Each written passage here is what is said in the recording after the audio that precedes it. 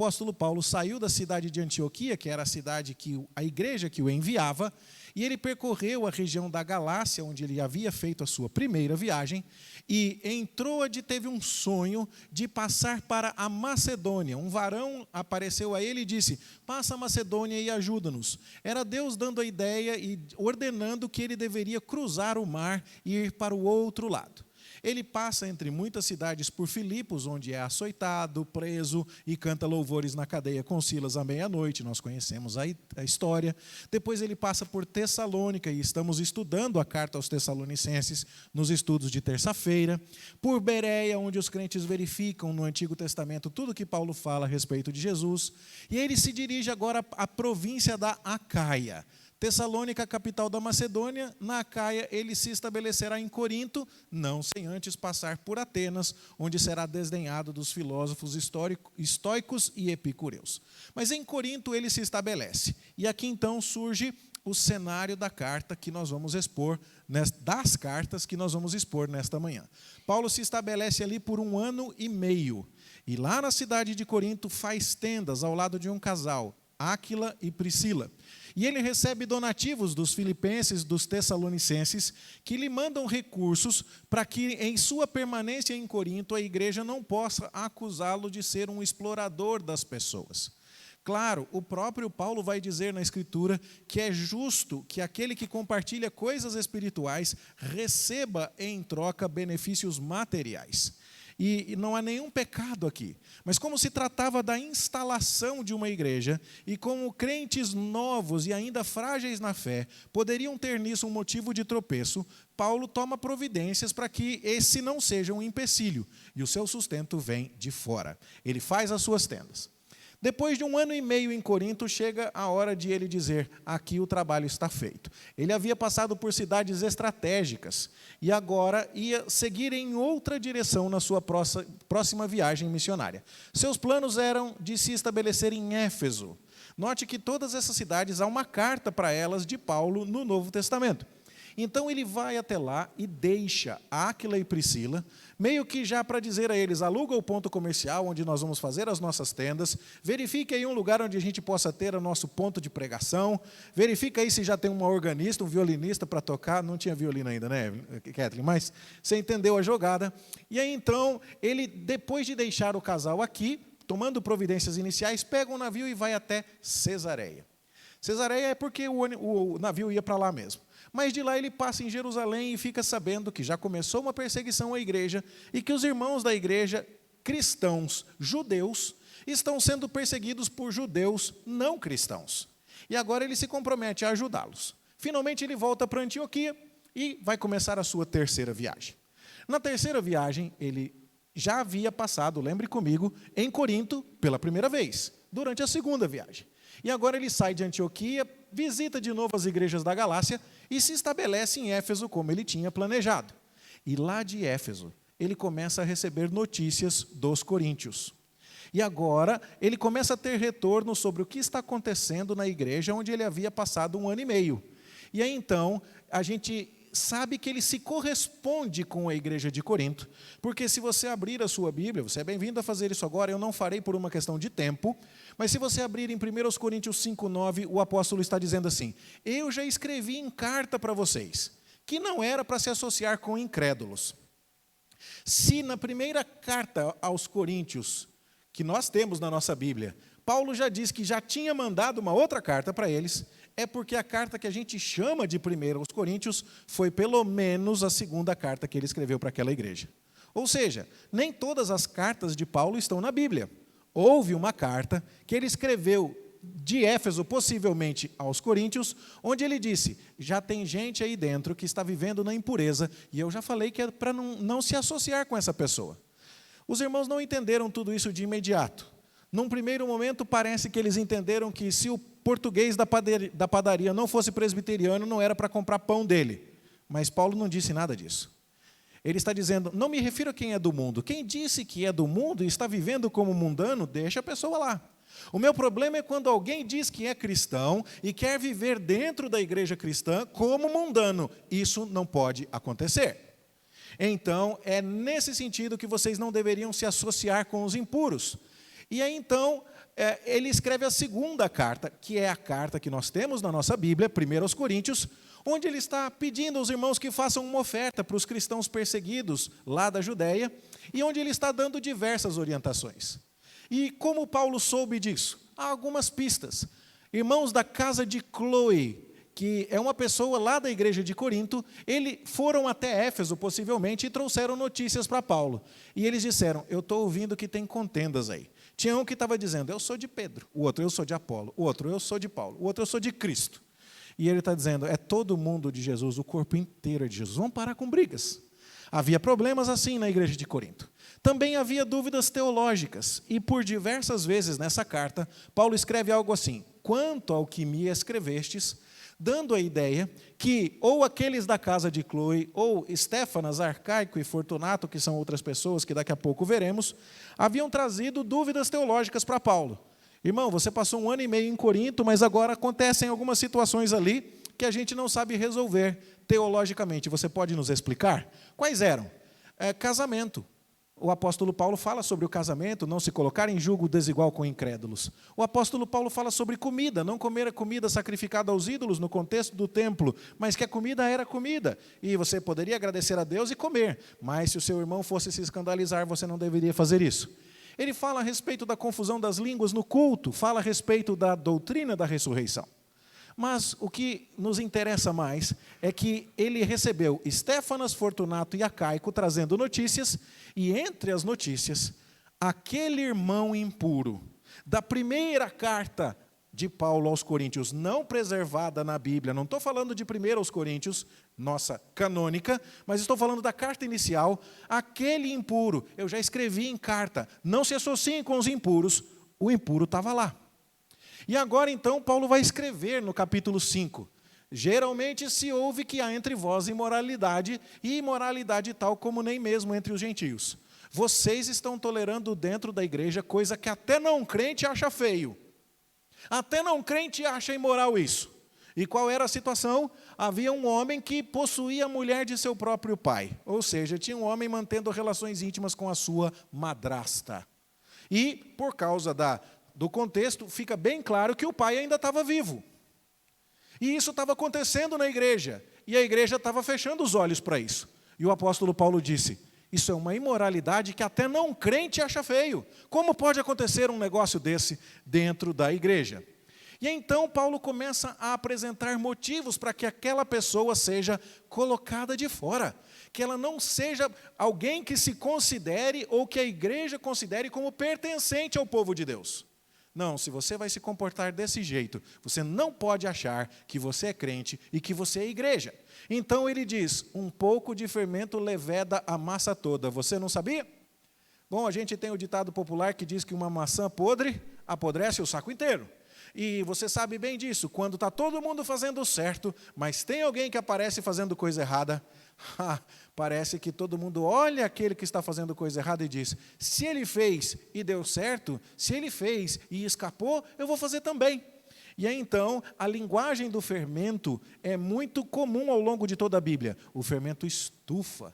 O fermento cresce, o fermento se multiplica, e você coloca pouco fermento, mas a massa inteira do pão, que foi fermentada e contaminada por um pouquinho de fermento, ela acaba aumentando. Então, o pecado tem que ser contido no início. Ele não deve ser tolerado nem mesmo em pequenas doses. Ele deve ser administrado e tratado, e com rapidez. Paulo fala, então, eu já ordenei que, em nome do Senhor Jesus, reunidos vós e o meu espírito, com o poder de Jesus nosso Senhor, esse assunto fosse tratado. Quando Paulo fala disso, ele está lembrando aquela passagem lá de Mateus, capítulo 18, onde Jesus diz assim, se um irmão pecar contra você, fala com ele. Se ele te ouviu, você ganhou seu irmão. Se você falou com ele e ele não te ouviu, chama mais 2 testemunhas. E aí conversem os 3 com ele. Se ele ouviu, assunto resolvido. Mas se ele ainda não ouviu, você vai levar o assunto para a igreja inteira. E aí, se ele não der ouvidos para a igreja, você tem que tratá-lo como gentil e publicano. Gentio com o no final, que quer dizer como alguém que não é judeu. E quando Jesus falava, a igreja toda era composta de judeus. Era como se Jesus dissesse, se alguém não ouve você, não é povo de Deus. é um traidor nacional, é alguém que está minando a igreja de Cristo, como os cobradores de impostos, os publicanos fazem, ao cobrar imposto do povo judeu, sendo eles mesmos judeus, para entregar o dinheiro para os romanos. Essa pessoa tem que sair. E aí, então, logo em seguida, Jesus diz, porque onde tiverem 2 ou 3 reunidos em meu nome, ali estou no meio deles. Essa passagem costuma ser mal usada. As pessoas dizem, tivemos reunião de oração na minha casa, era véspera de feriado, estava chovendo muito, foi pouca gente, só tinha eu e o seminarista. Mas, onde tem 2 ou 3 reunidos em nome de Jesus, Jesus estava. Então, Jesus estava lá. Bom, Jesus estava lá, com certeza, porque Ele está em todos os lugares. Mas Ele não estava lá por causa desse versículo que a gente costuma citar. Porque esse versículo é para dizer assim, quando você confronta um irmão e ele não ouve, e quando você leva mais testemunhas para continuar o processo de confrontação e ele não ouve, e quando você leva o assunto para a igreja e ele não ouve, onde 2 ou 3, a igreja, representada por suas autoridades, estão reunidos em nome de Jesus e exortando um irmão que não quer se arrepender e dizem para ele, então você será tratado como não cristão, como gentil e publicano, Jesus está ali no meio.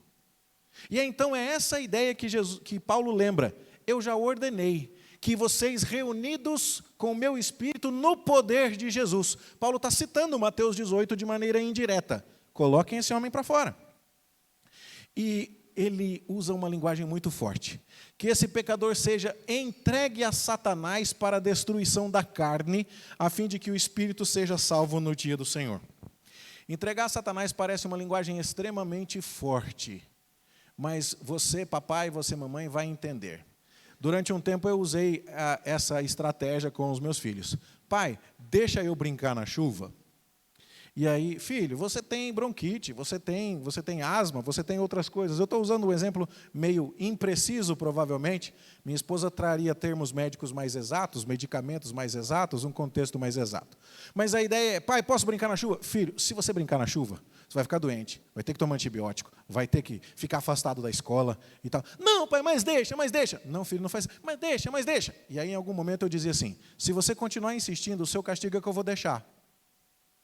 E aí os olhão arregalavam e falavam assim, quê? Deixar vai ser um castigo? Sim, será um castigo, deixar você fazer o que você quer, porque o que você quer fazer está errado. E aí então, quando o apóstolo Paulo está dizendo, se esse irmão quer viver na impureza, se esse irmão quer viver no pecado, entrega para Satanás. Porque não é para que a pessoa vá para o inferno e vá para o diabo que a carregue, não. Mas o apóstolo Paulo diz, a fim de que o espírito seja salvo no dia do Senhor Jesus. Usando nossos ditados populares, essa pessoa vai comer o pão que o diabo amassou. E aí depois ela vai lembrar, igual o filho pródigo, lá na casa do meu pai, até os empregados estão comendo melhor do que eu aqui. E aí então, sendo tratada por Satanás, ela perceberá que o abandono dos caminhos de Deus não valeu a pena. Então o apóstolo Paulo diz, essa pessoa quer viver em rebeldia, quer viver contra os caminhos de Deus? Não pode. Até os incrédulos sabem que isso está errado. Cuidado, um pouco de fermento leveda toda a massa. Então se reúnam e cumpram o que Jesus falou em Mateus 18. Entreguem essa pessoa a Satanás. Deixa ela sofrer no pecado, na esperança de que ela volte arrependida, para que o seu corpo vai ter sofrido. Ela vai ter comido o pão que o diabo amassou, mas a sua alma será resgatada. Parece uma atitude dura, mas ela está embrulhada em amor.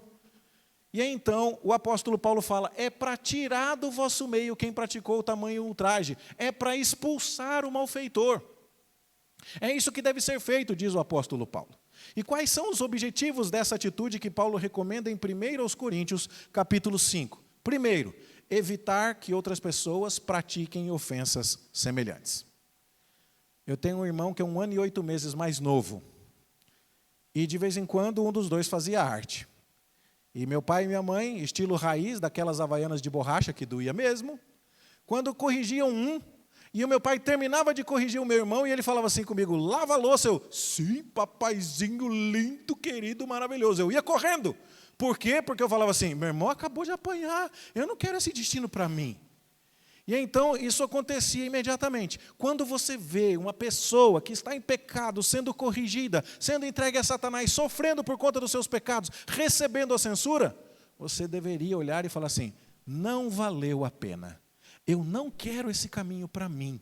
E o exercício da disciplina eclesiástica passa por esse objetivo. Mas também é necessário promover a honra de Cristo. Geralmente se ouve que há entre vós coisa que nem mesmo quem não é crente aceita. Você já viu alguém falando, você é evangélico? Mas esse negócio de igreja aí eu não acredito, não. Esse negócio de pastor, eu não concordo, não. Esse povo não quer saber de fazer tudo certo, não. Está explorando as pessoas. E muitas vezes nós somos rotulados ou nós somos considerados no mesmo balaio de gente que está, de fato, desonrando o nome de Jesus. E para que isso não seja uma verdade universal, nós precisamos tratar o pecado no meio do corpo de Cristo. Mas também é preciso promover o bem de quem fez coisa errada, o bem do faltoso. A pessoa precisa ser corrigida para perceber, esse é um caminho de morte. E nós amamos você o suficiente para te confrontar, para te desagradar, até mesmo num caso extremo, para te colocar para fora, para que você perceba que você está seguindo um caminho de destruição. E nós queremos que o seu espírito seja salvo quando Jesus voltar. Ok, entendemos primeiro aos Coríntios. Mas vamos agora para a segunda aos Coríntios. Antes disso, melhor dizendo. Tinha gente que não gostou da ideia de Paulo. Sabe por quê? A igreja de Corinto era joia. Era numa cidade que era uma capital, a capital da Acaia. Tinha gente lá que falava em línguas estranhas.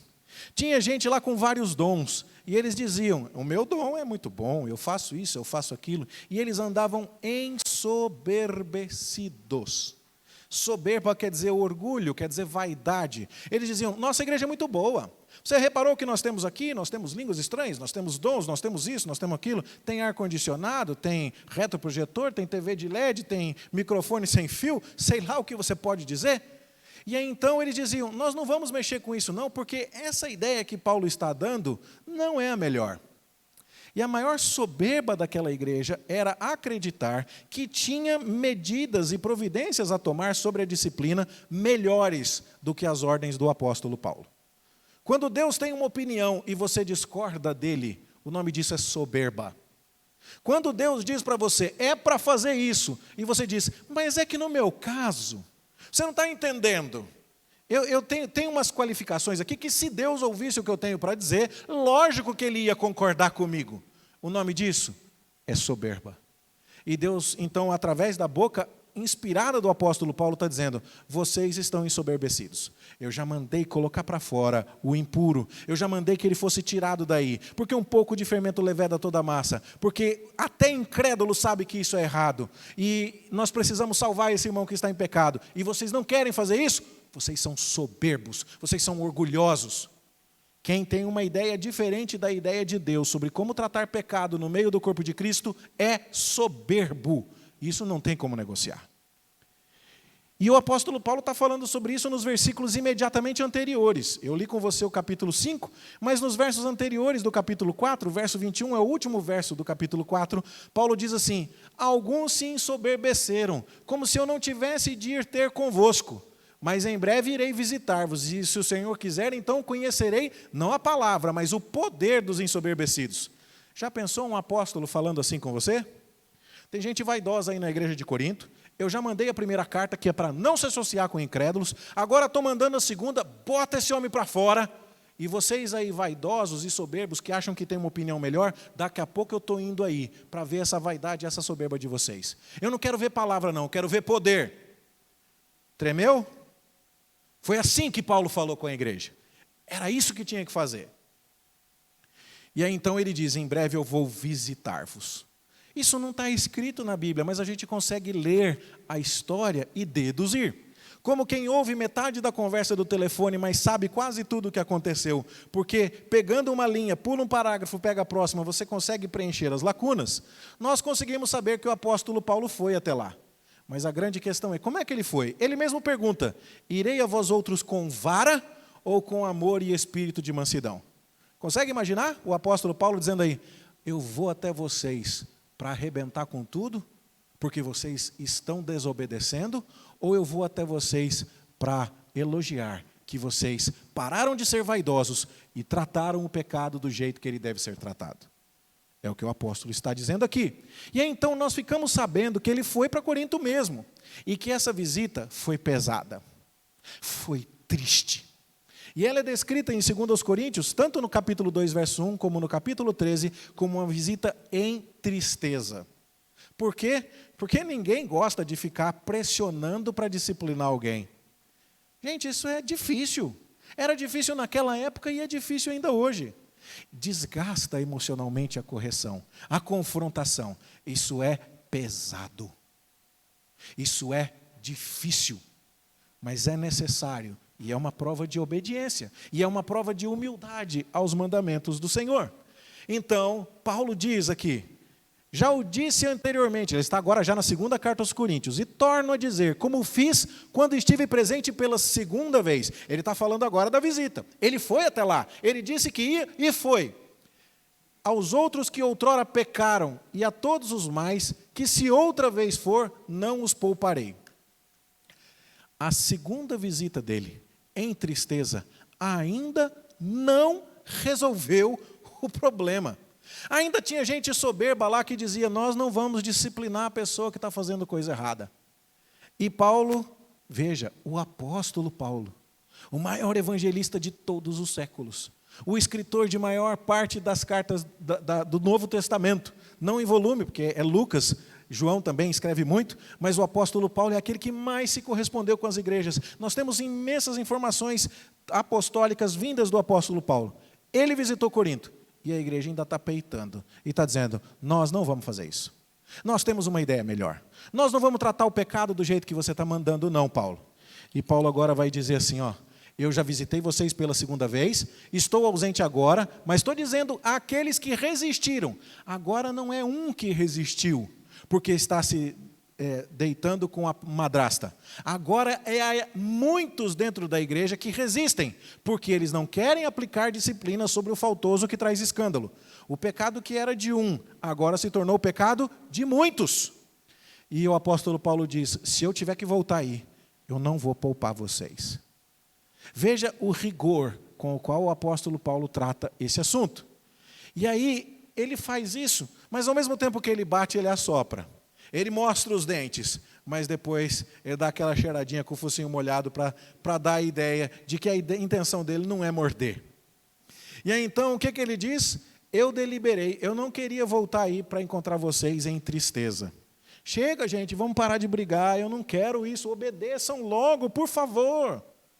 É o que o apóstolo Paulo vai dizer. E aí então vem a estratégia.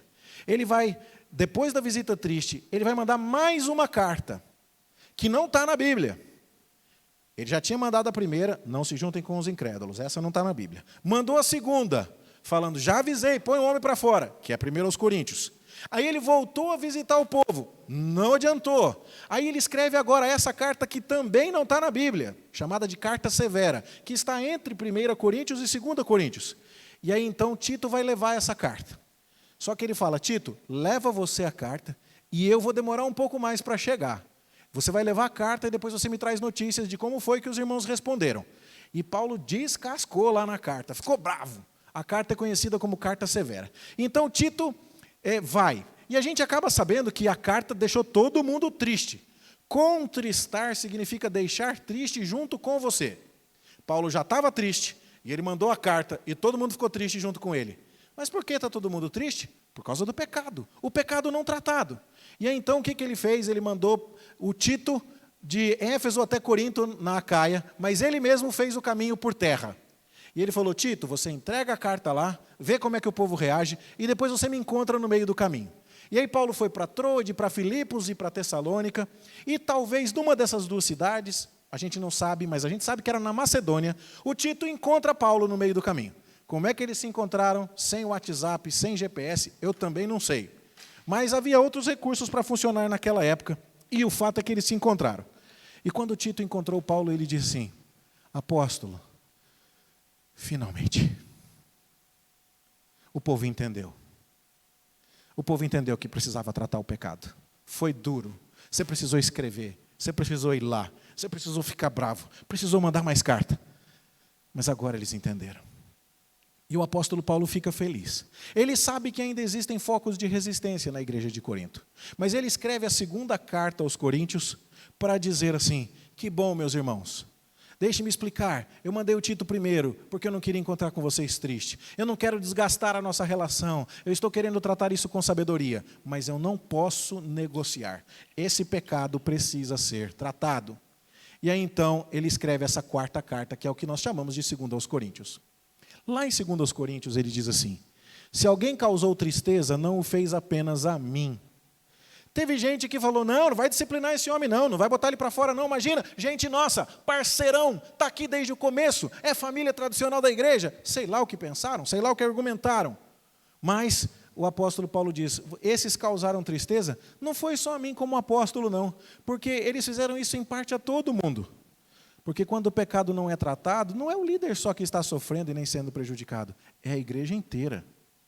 Você já reparou o que acontece com a sua coluna quando o dedinho do pé não está bom? Mas é só o dedinho do pé? É nada. Está ligado a tudo. Dá para morrer de infecção na unha do pé? Dá. É só não tratar. E aí então você vai perceber o impacto disso. Paulo está dizendo, teve gente que causou tristeza, e não foi só a mim, foi a igreja inteira. Mas basta punição pela maioria. E aqui, meus irmãos, é a grande reviravolta dessa história. Há alguns intérpretes que acham que Paulo está falando aqui, em 2 aos Coríntios, daquele homem do capítulo 5, que estava se deitando com a madrasta. Para mim parece extremamente claro que não se trata disso, porque como um homem deitando-se com a madrasta traria tristeza a Paulo? Não, é o confronto mesmo da autoridade apostólica. Nós não vamos disciplinar esse homem e eu quero ver o que Paulo vai fazer a respeito. Era uma confrontação direta a Paulo, dando-nos a ideia de que era uma outra pessoa. E aí, então, o apóstolo Paulo, como ofendido direto, e como alguém que estava dizendo, punam aquele que está cometendo imoralidade e impureza, e aquele que está dizendo para toda a igreja, eu vou aí e não vou poupar os infiéis. Depois que a igreja entendeu que precisava fazer alguma coisa e fez, ele fala assim, vocês entristeceram a mim, mas ao corpo todo, mas agora chega. E aquele homem que estava vociferando, que estava com toda a energia dizendo, esse pecado precisa ser tratado, ele é o primeiro que diz assim, já tratou, agora chega. Durante muito tempo ele quis pisar no acelerador, e agora ele está pisando no freio. E como é difícil isso, não é? Eu tenho um irmão caçula, esse sobre o qual eu já mencionei, e a gente tinha lá as nossas diferenças quando éramos pequenos. E eu ia aguentando, e não fazia nada. Mas de vez em quando eu fazia demais. Você entende o que eu estou falando? A gente não vai fazendo, e quando resolve fazer, faz com os olhos em faíscas.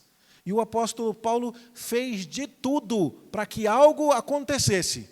Mas quando aquilo aconteceu, ele também fez de tudo para que não houvesse exagero. Olha, qual é o desafio? O desafio é não ser omisso a ponto de dizer, que judiação, não faz nada, e acabou, e deixa para lá. Não, essa não é uma opção.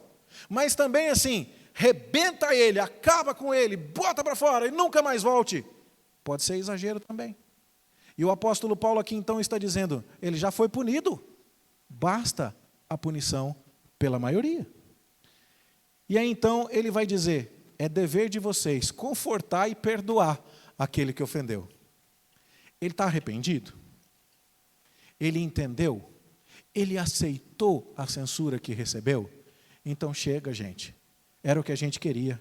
A gente queria que o pecado fosse embora. Deus queria que a impureza fosse eliminada. Deus queria que o pecador se arrependesse. Deus queria que a igreja não tolerasse a impureza. Isso já aconteceu. E agora chega. Agora chega. Agora vamos confortar e vamos perdoar o irmão. Você consegue entender quais são os dois desafios? Você conhece gente que de vez em quando toma remédio para dormir, mas depois tem que tomar remédio para ficar acordado? Parece que a gente de vez em quando é assim. A gente não sai do lugar, a gente não quer se mexer. Mas também quando se mexe, quer arrebentar com tudo. E as duas coisas estão erradas. Tem que ser pronto para corrigir, mas também tem que ser pronto para perdoar. Vocês têm que confirmar para com ele o amor de Cristo. Irmão, você fez errado. Isso não pode acontecer. Você vai ser corrigido. Mas se você está arrependido, seu lugar é aqui. E tem lugar aqui dentro para você. E nós vamos ajudar você a se consertar. E nós não vamos jogar você na lata do lixo. Estava mais fácil a primeira parte, não estava? É mais fácil isso. É mais fácil mostrar justiça, é mais fácil dizer, isso está errado. Mas é um pouco mais complicado depois dizer assim, você fez errado, nós não vamos aceitar isso. Isso precisa ser corrigido. Mas tem lugar para você no nosso coração. Para que o irmão que está sendo corrigido não seja consumido por excessiva tristeza. Sabe, são 2 desafios. O primeiro desafio é quando acontece uma disciplina na igreja e o irmão que foi censurado começa a receber telefonema. Até aí não tem problema nenhum. Mas você e eu podemos errar quando a gente telefona para o irmão censurado e diz assim, conselho malvado, presbitério ruim, carniceiro, rebentaram com a sua vida. Onde já se viu fazer um negócio desse? Você teve misericórdia, mas não teve justiça. Isso não é bom. Tem que confrontar. Mas também é errado quando você liga e fala assim, miserável, finalmente teve o que merece, quer que apodreça no inferno. Você teve justiça, mas não teve misericórdia. Como é difícil, irmãos, como é difícil equilibrar isso. Mas é o que Paulo está nos mandando fazer. Não é opção. E quem não faz isso, ele mesmo chamou de soberbo. Isso não é obediência. E olha só, é para que Satanás não alcance vantagem sobre nós. Tem 2 jeitos do diabo bater palma na igreja quando alguém peca. Primeiro jeito, a pessoa peca e ninguém faz nada. Satanás está falando, é disso que eu estou dizendo, pessoal. Esse é o caminho, pequem mesmo. E ninguém confronte, ninguém fala que está errado, ninguém dá uma bronca. Deixa pecar, coitadinho. Satanás está gostando disso. Ou então é o contrário. Pecou, vamos arrebentar. Eu quero é sangue. Eu quero misericórdia, coisa nenhuma. Tem que arrebentar com isso. Satanás está alcançando misericórdia, uma vantagem sobre o povo de Deus também. Nem um extremo e nem o outro. Nem só misericórdia e nem só justiça. Temos que ser despertados para a aplicação da disciplina. Temos que ser despertados para o exercício da misericórdia. É o que está acontecendo aqui, meus irmãos. E aí Paulo está falando, por isso eu quero prova de que em tudo vocês são obedientes.